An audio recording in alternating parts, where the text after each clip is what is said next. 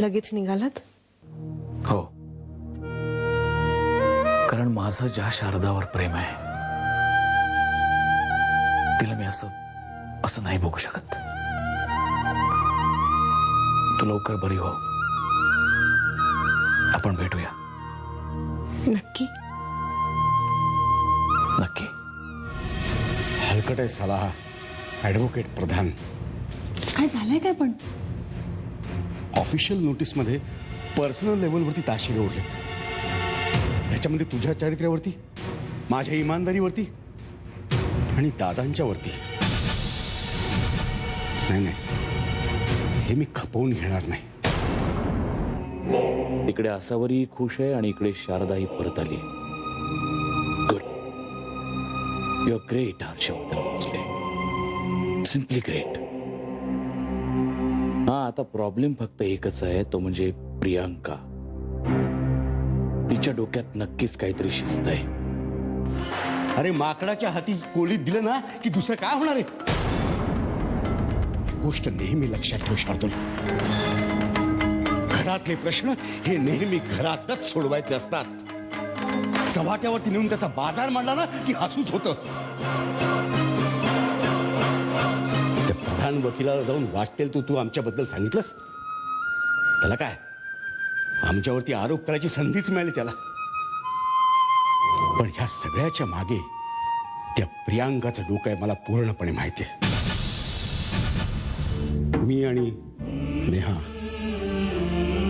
आम्हाला वगळून जर का तू प्रियांकाची निवड केलीस ना तर परमेश्वरच तुझं रक्षण करेल. हा वेडेपणा सोड शारदा, प्रॅक्टिकल हो. नुसत्या भावभावनांवर विसंबून राहू नकोस, नाहीतर जगण्याचा कॉन्फिडन्स सुद्धा गमावशील. पुढे काय करायचंय ते तूच ठरव. चल, निघते मी. आपण दोघांनी कुठेतरी बाहेर जायचं. कुठे? कुठेही. पिकनिकला. पिकनिकला? हो. मला नाही जमणार, सध्या खूप काम आहेत मला. ते तर नेहमीच असतो.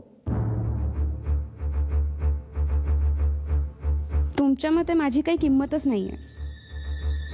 मी तुमची पहिली बायको थोडी आहे. मानसी प्लीज प्लीज असं बोलू नकोस. तू समजतेस तसं काहीही नाहीये. तसंच आहे. हर्षवर्धन बरोबर राहणं मला आवडतं. त्यांचा सहवास हवा असा वाटतो मला. त्यांच्यावर प्रेम करण्यातच आनंद मिळतो मला. मग तो आनंद, ते सुख मी का सोडून देऊ? पण मग हर्षवर्धनला बिझनेसमध्ये मात देण्याचं जे स्वप्न मी बघते, त्याच्यासाठी वरुण सुभेदार बरोबर जे नवीन प्रोजेक्ट करते, त्याचं काय? ते सोडून चालणार नाही. हर्षवर्धनने तुझा जो विश्वासघात केलाय त्याची शिक्षा तर त्याला मिळायलाच हवी. आणि तेव्हाच त्यांना तुझी किंमत कळेल. मला फक्त माझा हक्क हवाय, दॅट्स इट. शार्दूल, अरे त्याच्याचसाठी तर सगळं चाललंय. आणि कोर्टाच्या डावपेचात हे सगळं चालतंच. तू नको उगाच त्याच्यात लक्ष घालूस. तू फक्त प्रधान वकिलांवर आणि माझ्यावर विश्वास ठेव. तुझा अधिकार तुला नक्की आम्ही परत मिळवून देऊ. हो, पण त्यासाठी कोणाची आबरू चव्हाट्यावर आणण्याची गरज नाहीये. आणि तसं असेल तर मला हे सगळं नको आहे. अरे अरे असं कसं म्हणतोस तू? बरं, आपण भेटून सविस्तर बोलूया ह्या विषयावर. तू असं कर, तू माझ्याच घरी ये भेटायला.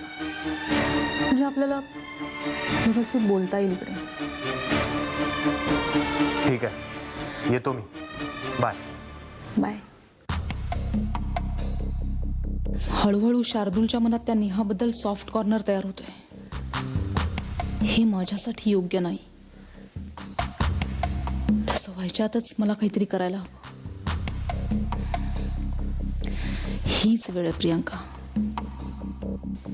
तुझा शेवटचा डाव खेळून मोकळी हो. नाहीतर हा खेळ तुझ्यावरच उलटेल. आजच तुला काहीतरी करावं लागेल.